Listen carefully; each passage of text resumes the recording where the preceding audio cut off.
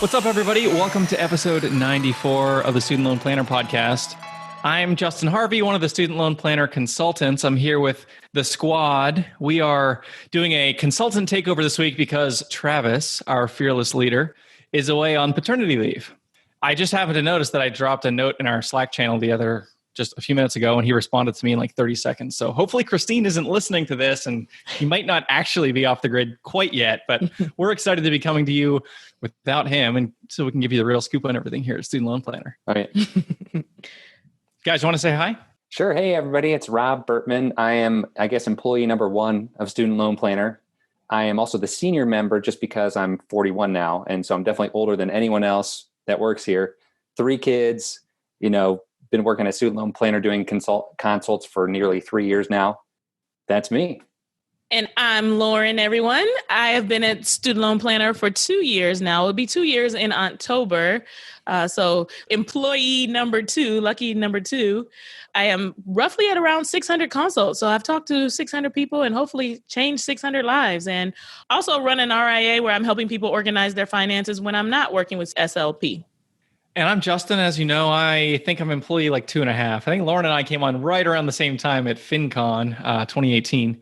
I have also consulted with somewhere in the 500s of people through Student Loan Planner, have had a really great time. I also run an RIA called APM Wealth, focused on financial planning and investments for anesthesiologists and pain management doctors. You might say that's strangely specific, Justin. My wife is an anesthesia resident here in Philadelphia, and I really enjoy working with those physician clients. And I'm Megan Landris. I am the baby of the crew. I just joined back in, I think it was November officially of 2019. So coming up on my year, but I have done about close to 400 consults now with Student Loan Planner, and I couldn't be happier. I'm loving it so far. And I run my own coaching practice. I help folks with the foundational areas of financial planning. So cash flow, budgeting, debt reduction, starting to get savings up and going. So looking forward to this podcast, guys. Yeah, it's funny with Megan. She says she's like the junior member here, but she's got all this unique experience and all of these highly technical, filling out the forms and all these things about weird things that the servicers do. And I find myself frequently asking what I should do in those weird situations. I guess I just like to get into the weeds a little bit, which I know some people don't have patience for. I don't know how I have the patience for it. Maybe it's just, I don't know. It's a little investigative to me in a way. Totally. Yeah, it's interesting. I mean, I think between the 4 of us, we've done, nearly 2,500 consults. I've done over 800, and Travis has only done 1,800. So between the 4 of us, we've actually done more number of consults. Obviously, Travis is the master. But I think even though I was the first person that came on board, that I actually know the least about student loans coming on board compared to the 3 of you. I think all 3 of you, every time that you've come on board, I'm like, man, these people really know their stuff, where I didn't. So those first few consults, sorry about that, everybody. So to start us off, we were talking about doing a couple tales from the trenches. When you talk to as many people as we do, you see the good, the bad, and the ugly. You have some where you really knock it out of the park, and you have some where you see some really tough situations. And although we do our best to leave people better off than when they found us, I think they're always better off, but sometimes you just wish you could do more. But student loans are, as everybody knows, like a huge problem in this country. And we do see some very desperate cases. So we want to just take a few minutes and tell a couple stories about some recent people with whom we've interacted and just give you a little glimpse behind the curtain of some of the people with whom we've been working. I guess I'll go first. The best consult I had recently was with a woman. She's a veterinarian. She was thinking about making a career change because being a veterinarian is really tough work. And also the student debt that comes along with being a veterinarian, they have some of the highest debt to income ratios that we see out there. When she came into the call, she was wanting to make a career change, but she wasn't sure if she could do it because of her student loans. And a lot of times people feel this way. They feel like they have to make their career choices around their student loan situation. With student loan rules the way that they are, you can actually pick your life, the life that you want to live and the career you want to lead, and design a student loan plan around that. And so we talked through a lot of the issues. She had taken her loans very seriously. So she was pretty knowledgeable about the rules and everything like that, but didn't quite understand some of the nuances. And after explaining that, she just felt totally relieved and that, I can make this move that's going to be better for my mental health and my student. I know exactly how to plan for my student loans. And I can make it happen. That's always such a good feeling to know that you're empowering people not only to get a clarity around their student loan situation, but also to let them understand the freedom that they have to live the lives that they truly want to live. That's always fun. On the other side, like I said, it's really important for people to understand their student loans and some of the rules behind it. We're there for you, even if you have like no understanding of student loans. I had a consult with a guy, and he was a little bit of a know-it-all, and that's totally fine. But he was kind of given some wrong advice and some wrong direction, and I was trying to redirect him to a better path. But he kept on cutting me off. He's like, no, that's not going to work. I know how this works. And at the end of the day, I gave a recommendation that was going to save him, I think it was like $70,000 paying back his loans. And he was like, I'm not interested. This consult has not really been worth it. And at that point, it's like all I can do. Obviously that's few and far between. There's plenty more on the good side than there are on that side. But that was one that really stood out to me. And I think that was a few months ago. Rob, when you were talking about the financial freedom thing that comes with having a plan, I think a lot of the intimidation that comes with student loans is just the fear of the unknown, the fear of this huge thing hanging over your head. And you're like, oh, what do I do? Is this going to crush me? And that when there is clarity on the best way forward, and that's what we try to provide, is the optimal path out of debt. Whenever you understand what the optimal path is, even if it is a bit of a tough road, as it is for many people who have to pay 10, 15, 20 years of a chunk of your income, it's much more manageable because the way forward is clear. And because that clarity helps, you can understand your finances, and then you can understand what your life's going to look like. And it's a huge weight lifted. Totally agree. Seen it many times. I mean, that's why they call it financial planning, right? You make a plan, you have that clarity, and then you feel so much better in light of being able to have something to follow. I'll jump in too with my kind of toughest story that I've come across. I think it's really important that we drive home the point of getting customized advice. And that's what people are doing when they're reaching out to us. The gentleman that Rob mentioned was getting advice from somewhere, but maybe not from a professional. And when people decide to reach out to us, it's because they're looking for something that is specific to them. And so with that, my worst story is about a young lady who reached out looking for clarity on how to sign up for public service loan forgiveness. We get a lot of calls, a lot of people that are very interested in knowing a lot more about public service. Is it real? Am I actually going to, is this going to be around in 10 years? How do I get into it? I just found out some of my loans don't qualify, et cetera. So this young lady wasn't very knowledgeable, but she knew she worked at a nonprofit, and so therefore assumed that she had public service loan forgiveness available to her. Just a few weeks before booking the call, she went to brunch with some of her girlfriends, and one of the girlfriends was saying about how she just got a new low interest rate, and it's so wonderful. She was so sick of paying that 7%, and now she's down to 4%. You guys should get a better interest rate too, because that's how you save money on your student loan debt. And so she took her friend's advice and went to the same website and signed up and refinanced her loan. So she left the federal system. Her loans that were federal and previously qualified for public service loan forgiveness were now private loans. And then she booked the call, like I said, just a few weeks later.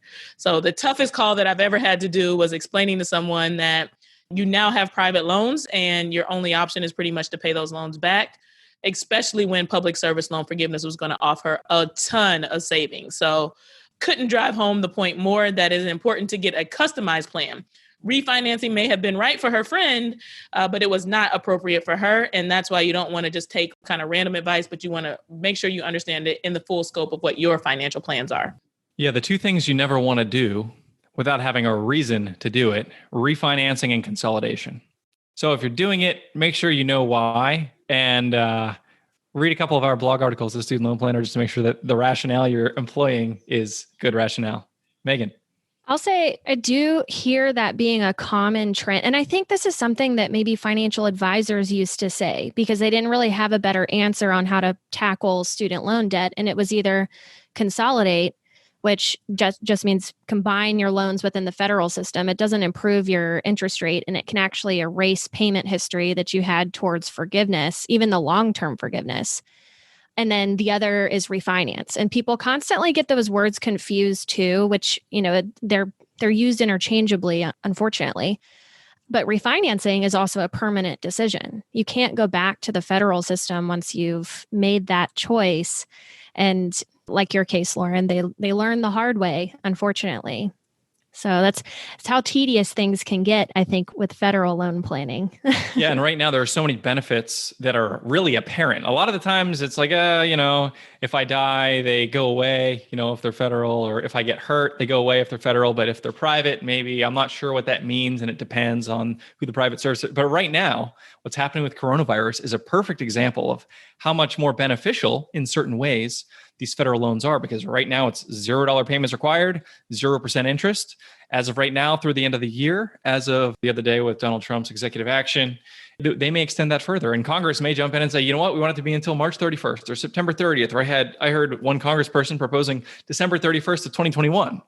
If you have federal loans and you have a year and a half almost or more of zero interest, that's way better than any refinancing deal that SoFi or anybody else is going to give you.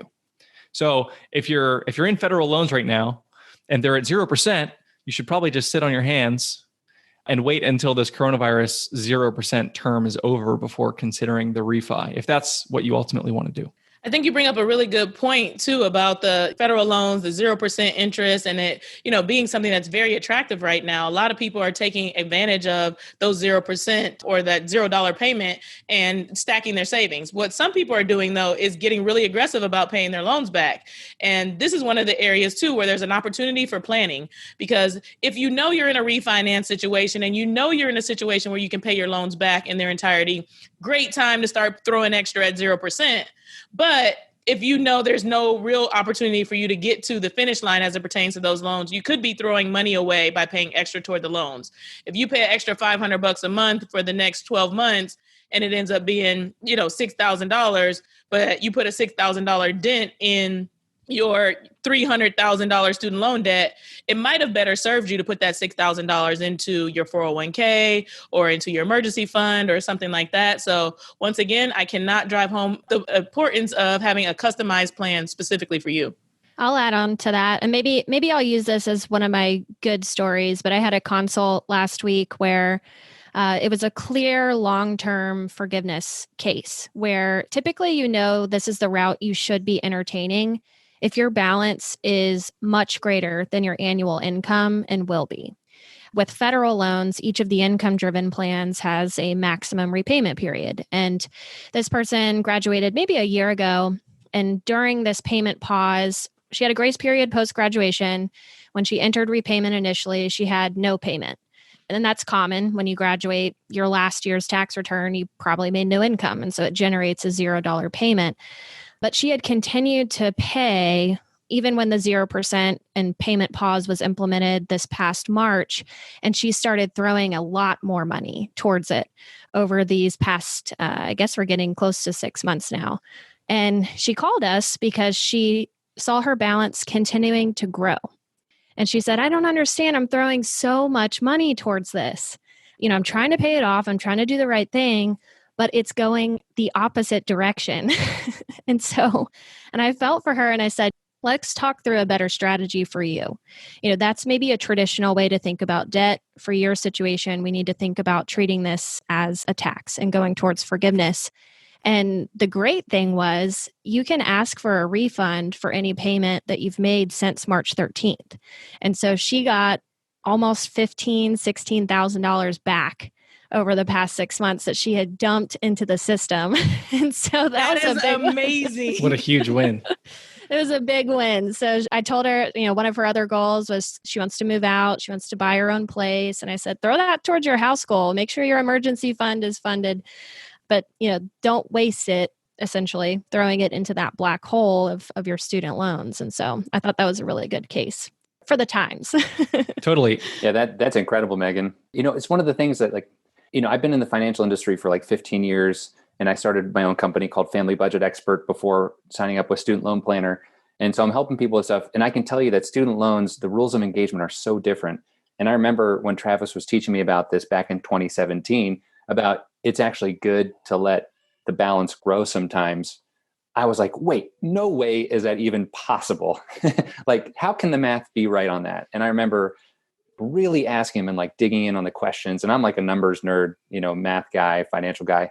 Once he showed it to me, I'd say that's one of the hardest part of the consults is when we take them through the projection of where their loan is going to go and they see that balance going up and they get nervous about the potential tax bomb.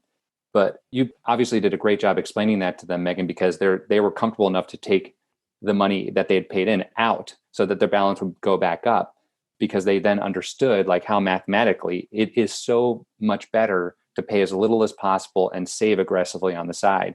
So, and you changed her life. I mean, she can move out now, right? So that concept was so hard for me. And I know it's hard for a lot of people to understand, but in the consults, when we can really dive in and show people the math behind it and how to prepare for all that, it's like life-changing. It helps people find the freedom that they need. So nice work. Yeah. And it's not a traditional way to think about debt. And that's what's so hard for some people to wrap their heads around, because they've been told since they were probably little, like, never have debt, pay down your debt. It's like your hair's on fire. But with federal student loans, it's a different ballgame. Throw your logic out the window, throw what you know about debt or finance out the window, basically. It's a different route. I had a similar situation where right before somebody called me, like, we just took $25K out of savings and we like dropped it on our loans in anticipation of like trying to build momentum, for this call to like show you we're doing the right thing. And, with your loans, you either want to pay the least possible and get it all forgiven, or pay the most possible as fast as possible. Generally, one of those two paths is going to be the mathematical best answer. Now, in the real world, there's different flavors of that gradient, but for these folks, they were like sort of starting off down one path, and it turned out that, well, we actually want to do forgiveness. So I was like, you got to call your servicer and see if you can get that $25K back, because we don't actually want to fully repay this debt based on the math. So good point. Common theme. If you're going to start throwing a ton of money at your loans, make sure you know why and make sure that it does make sense, because it might not actually be your cheapest way to get out of debt. Yeah, I think it's so much, like I said, important. Like, what are your values? What are your goals? What are you trying to achieve? And how debt averse are you? As a financial planner, like you said, I know how to run the numbers, but I'm also a very debt averse person. So like a house paid off in full, I've done a whole podcast about like why I paid for my house in cash. You have to sit and you talk to someone and get to really understand, what is this going to feel like if it stays with you for 20 years, despite this being the most mathematically correct thing to do. And I did recently have someone that was thinking about, well, if 5 years from now I could do, these other things and I could be as aggressive, like if I throw as much as I can at my debt for the next 5 years, I'm already used to not having that money available to me. And so therefore I can do the next 15 years and still retire early by living the same kind of lifestyle. And so they were very much, we call it on fire, where they could pay off this debt in 20 years. They would be 40. They were like fresh out of school. So with a really good situation, they'd be 40, completely retired and debt free. So that was an important thing, even though, like you said, mathematically, we could have gone the forgiveness route. Going back to Lauren's point about how making sure to get a customized plan, I had another consult that just came to mind as you were talking, and this couple I think they had like a 2 times debt to income ratio. I think they were making about 300 and had like 600,000 in debt or something like that. They really, really, really wanted to get out of debt and like as fast as possible. And I was like, well, I don't know, what's your take home pay? And it was in the 5-figure range, take home pay a month. And I said, what are your living expenses? Because before someone even considers it, I want to walk them through that option so that, they can see that it either will work for them or it won't. And they said, well, we're only spending $3,000 a month. So we were planning to put $12,000 a month toward the loans to have it paid off in 3 years. And I was like, really? Like, run me. And I was kind of skeptical. I was like, run me through your numbers, so we can be sure. Like, are you sure you're only spending that? And one had recently graduated. So that's where they got the bump up in take home pay. And sure enough, they could pay off their loans in like 4 years and be out of debt. In that case, it's like, well, the mathematically better option is to save the money and put as little as possible toward the loans and save that money. But you'd have to wait 20 years. And on the flip side, if you can get out of debt in 4 years and be super aggressive, and that's the way they felt, that's the way they wanted to go, well, then, hey, I don't want to stop them from getting out of debt 17 or whatever, 16 years before they otherwise would. It was important that they we worked through the numbers so that they knew what that looked like. That's a great story, Rob. I'm curious for you guys, have you run into recently any instances where there was like the math answer and then the what's actually right for your life answer? Because I find that whenever people know that there's 2 options and one is the math option, or like, oh, I can drag this out for 22 more years, but then I've got to deal with this like the Zoloft commercial, like the little cloud hanging over your head for the next 2.5 decades, or you can aggressively pursue repayment like what Rob just described and get out sooner. Even though the math doesn't make sense, that can be a really transformative moment for people. I had one that was a little interesting. There are cases where it is kind of down the middle. Like I can argue both ways depending on someone's income trajectory and their lifestyle choices. And so I had a case where they could go the forgiveness route. It wasn't necessarily as efficient as paying it off faster if we were to refinance it and have a really intense pay down schedule. We talked about it, and we talked about how going the longer term forgiveness route, there was still going to be a forgiven balance. It probably wasn't going to be mathematically efficient if we included the tax implication savings, but it preserved her options and it preserved her living the lifestyle that she wanted to live now. She was not someone who was, on fire. She wasn't for that movement necessarily. She loved to travel. She loved to do things with her cash flow, and paying down student loans aggressively was not what she wanted to do. And so even though mathematically that may have made more sense, we still massaged it in a way that was still good for her. And as long as her savings rate was in a good place, she wasn't going to be hurting herself long term. So that was something kind of interesting, because you can be in between. And I think we can argue it both ways. And it does really come down to, like Lauren said, your prerogative, how you feel about money, what you're okay with living with over time. I think that's a great point, Megan. And something that we try to do is have real world solutions that actually work for real people in their real lives. And we sort of make jokes that there's nobody who knows anything with greater certainty than a 23-year-old CFP about what the right answer is for something, and they'll tell you until they're blue in the face. But then once you help enough people, you realize, what the calculator tells you doesn't always translate into a real world solution for a real person. And sometimes what that means is keeping your options open for a period of time, particularly if you have a lot of debt and maybe you're in a period where you're going to earn just a little bit for a while longer, meaning like you're doing fellowship after med school and residency. There's maybe a 2-year fellowship. Or maybe you're a dentist and you want to do additional specialization and there's a couple of years of fellowship where you're going to be making less. And you're not sure, like, am I going to go into a private practice and make $500,000 a year? Or am I going to do like an employed model and be making much less than that?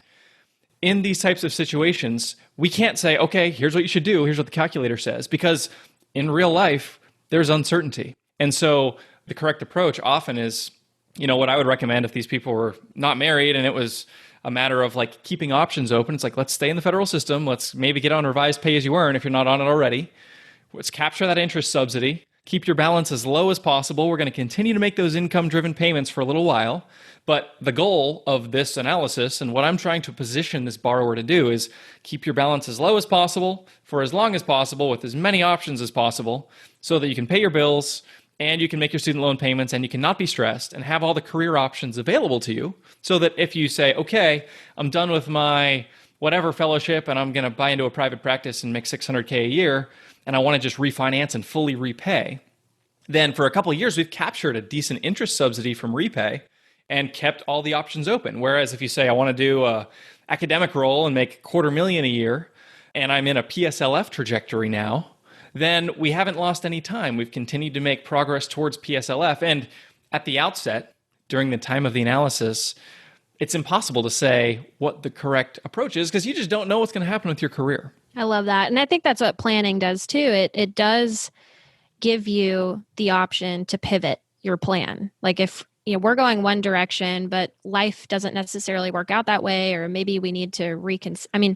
planning is all about kind of building in some options as well and preserving those options for maybe as long as you need them to be available. So a lot of our planning, I know we do, helps people preserve those options. And then if they finally decide, nope, PSLF is not for me, that's not the route I want to take my career, or they decide, nope, going the longer term route does not make sense for my mentality, I'm going to pay this all off.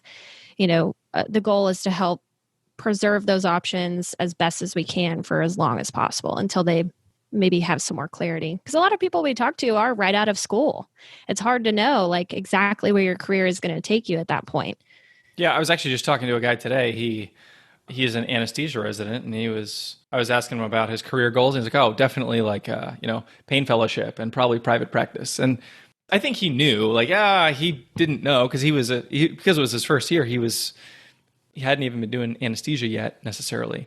And so he probably had no idea what his subspecialization of choice was going to be and what his odds of private practice versus academic are going to be. So the importance of keeping your options open, especially if you can do so with very little cost, it's hard to overstate that. I've got one other thought on this best worst cases that maybe ties in taxes, because marital status, how you file taxes, does impact your student loan plan. I am convinced that anyone who lives in a community property state and they're married should have a consult with us. I'm just convinced at this point. What I mean by that, so if you live in a community property state, that means you live in Louisiana, Arizona, California, Texas, Washington, Idaho, Nevada, New Mexico, or Wisconsin. These states have an interesting tax filing. So you can file taxes with your spouse, joint or separate. But in these community property states, the way you can file separately has a really big, potentially positive impact on your student loan plan if we're pursuing forgiveness in any form or fashion. It has a big impact on what your payment's going to be. It has a big impact on your trajectory over time. So does anyone have an interesting story on a community property state case? I'll throw that on y'all. It happens all the time. I've talked a lot, so I'm going to let somebody else talk. I actually just had a recent community property situation where the gentleman was going to be earning roughly $250,000 a year, and the spouse was going to stay at home. And so you would think right out the gate, with such high earnings and someone else having no income, that, married filing separately would be a terrible idea. It's going to be incredibly painful. And when you don't live in a community property state, that is in fact true. However, he was going to end up in a situation where whether they did married filing jointly or married filing separately, they would be getting forgiveness. So I explained, here's what the numbers look like. Here's what forgiveness looks like. Even with your income as it is now, here's what you can do to reduce your income even further to take advantage of forgiveness and, even maximize this opportunity more.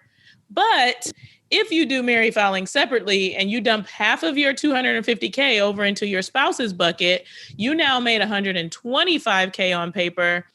This looks a lot better to, be able to calculate your payment on an annual basis.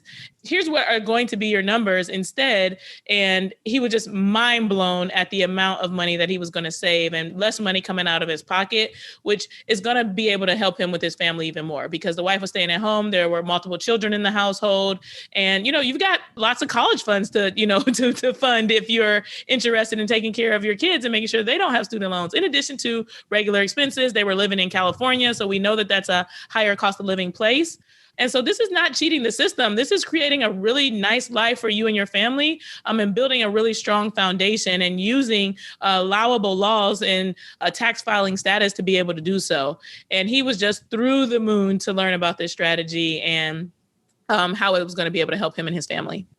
Yeah. And for a little bit of background on how that works, maybe a vanilla explanation on how this works is when you live in one of these community property states, they take your household income, you and your spouse, and they divide it in half. And so on your tax return, you are showing half of your household income and your spouse is showing half. But if you only have the student loan debt, that's going to impact you. It's going to lower your payment potentially. There's also the reverse breadwinner loophole that we've talked about before on this podcast, where one of my cases I was thinking about maybe touching on today was I had someone in California. Her spouse was making maybe 3 or 4 times what she was making. She was in public service. And so her income was very low compared to her spouse's. She loved her job, but she was the one with student loan debt.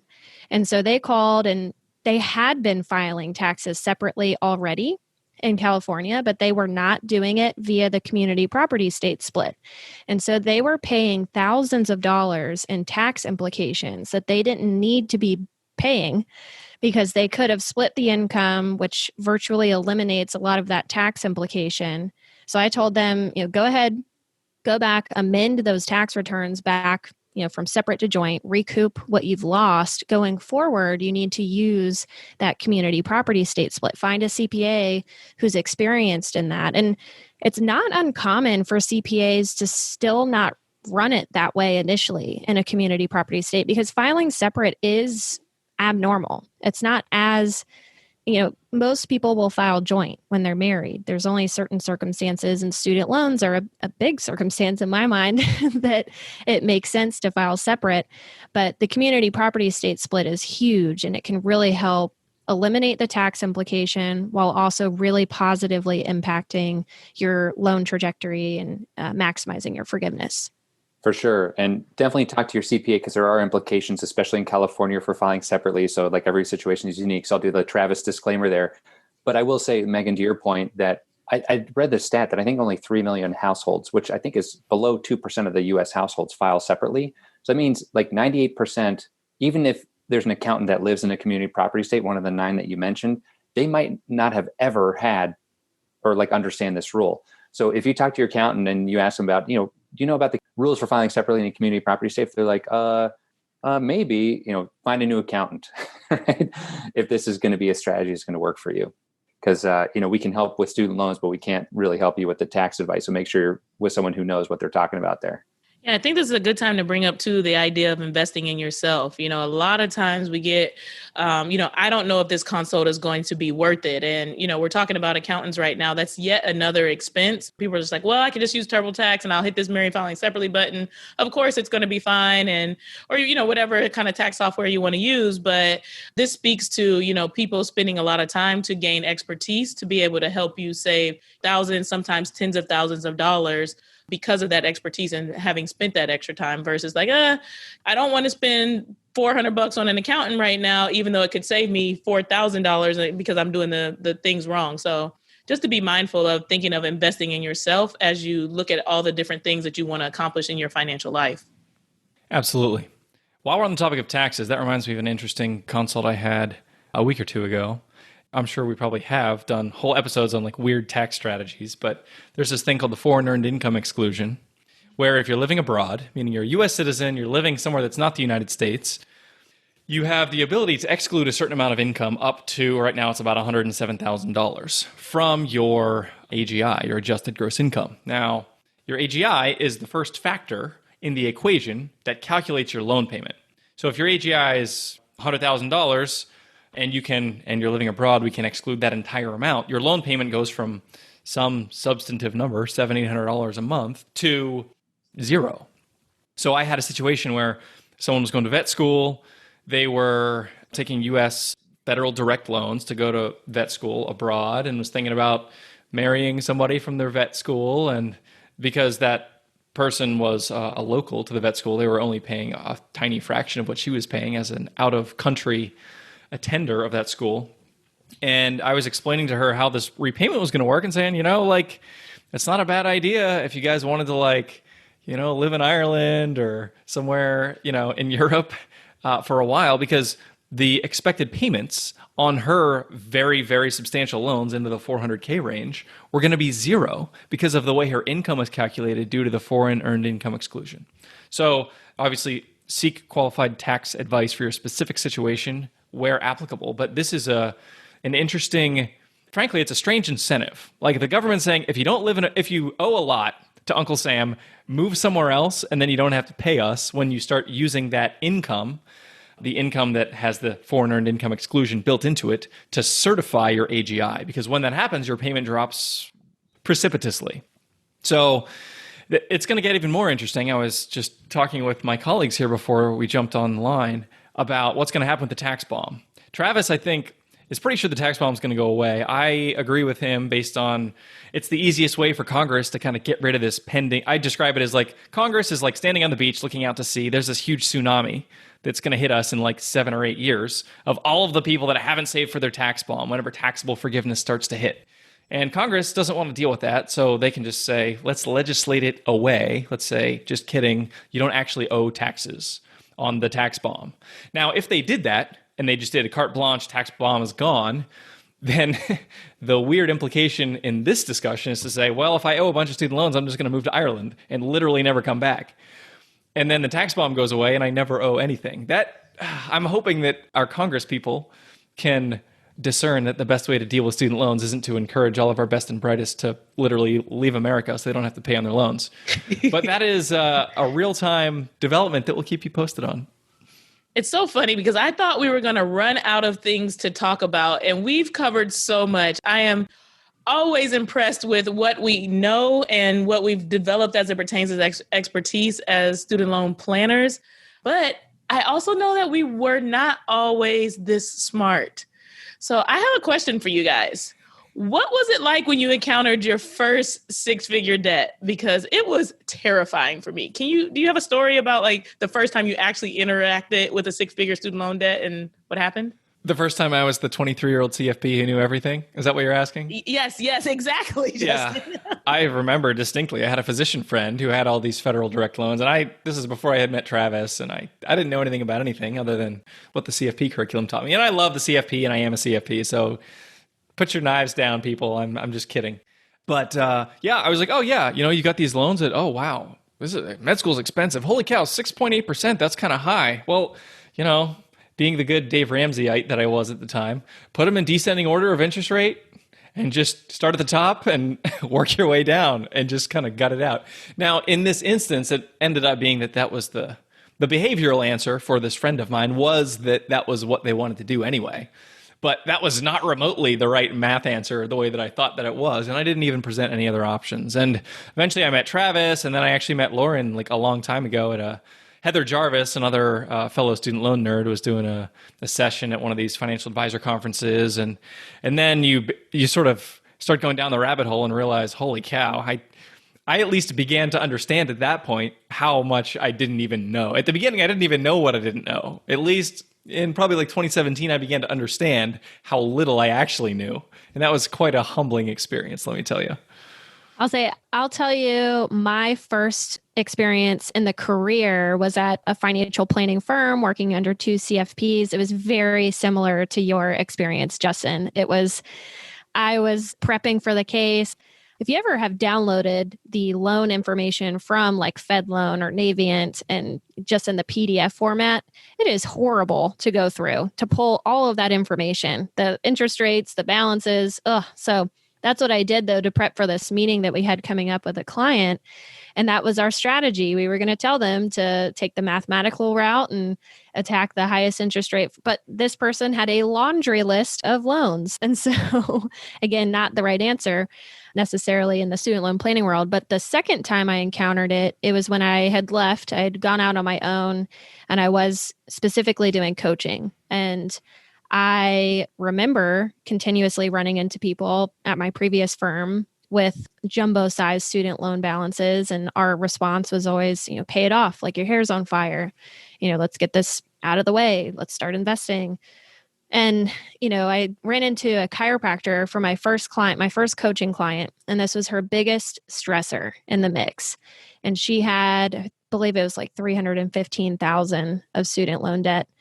And, she had started her own practice, making under six figures. I was just thinking, there has got to be a better way to plan around these loans. And so that's when I started digging into it and started to nerd out like on studentaid.gov, like really going through all the fine print stuff. And yeah, so that was my first, or I guess my second experience, but my first like more in-depth look at things. Rob, what about you? My first one was actually my very first consult with Travis, with Student Loan Planner back in December of 2017. So Travis had trained me in for a couple months, and I'd been sitting in on calls. And finally I get on my first one, and the process wasn't as sophisticated as today. It was plenty sophisticated, but nothing like it was today. So I didn't have all the loan information. I didn't know, so the person who signed up, I thought they had under $100,000 of student debt. Well, it turns out that not only did the client have more than 200,000, but their spouse also had 250,000. So this is my very first consult, and I got a couple who has $460,000 of student debt. Travis is sitting right next to me, we're in a conference call in a conference room kind of, and I'm thinking, holy cow, can I do this? Fortunately, because of the training and everything, they were on IBR, so they were paying 15% of their household income. they weren't eligible for pay as you earn. So repay ended up being a good option. Thank goodness, like actually cut their payments down by a third, showed them how to save for the tax bomb, and everything was okay. But again, without the training from Travis and repay at the time was new, because I think repay came out in 2016, and Travis knew like everything about it. And after the call, I was looking at Travis, and he's a lighthearted guy, but he doesn't look that way sometimes in person. So I'm just getting this like serious look. I think he's like, the whole time I'm thinking, am I even doing this right? And when I get off the call, I'm like, Travis, how'd it go? He's like, that was perfect. You did great. I was like, oh, thank goodness. You kind of never know sometimes. And because sometimes he has that like just observing those furrowed, bushy eyebrows, just kind of looking at you. Yeah, exactly. What about you, Lauren? What was your first experience? Oh boy, I am similar to the others in that trial by fire was like, oh boy. So it was my, I just opened my RIA, and it was the first client that came to me kind of organically. So, when you're trying to start something, you're helping your family, you're helping your friends, you're trying to get the word out as best you can.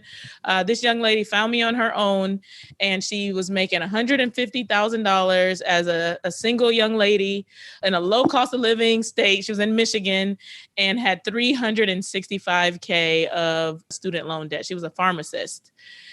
All I wanted to do was cry. I was so excited to have they're finding me. I'm going to help people. And then I was like, I have no idea what to do. She has a really big, nice house in student loans, and she can't live in it. So I immediately started to scour the internet for all the information I could find.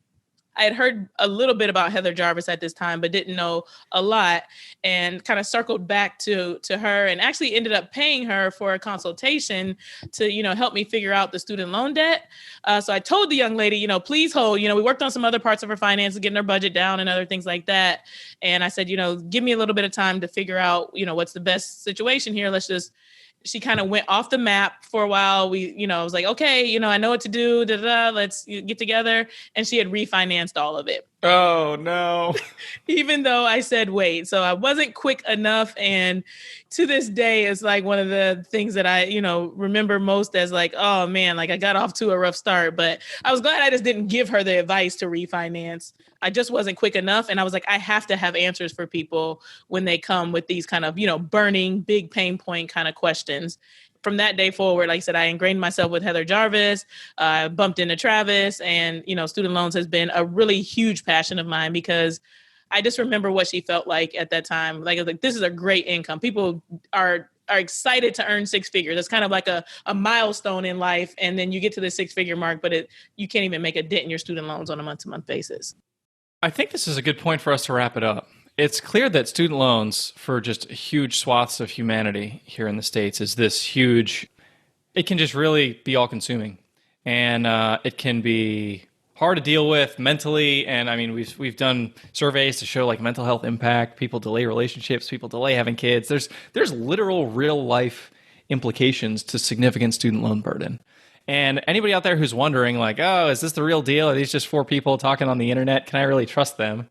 Go to studentloanplanner.com/rev, R-E-V, short for reviews, and you can see awesome, true testimonials of people who I was just screenshotting into our little Slack channel the other day. Lauren and Megan in particular, if you get one of them, you'll be really lucky. Who, it's in all caps, Megan changed my life. Meeting Lauren was literally the best thing that ever happened to me. Zero exaggeration here. And the proof's in the pudding.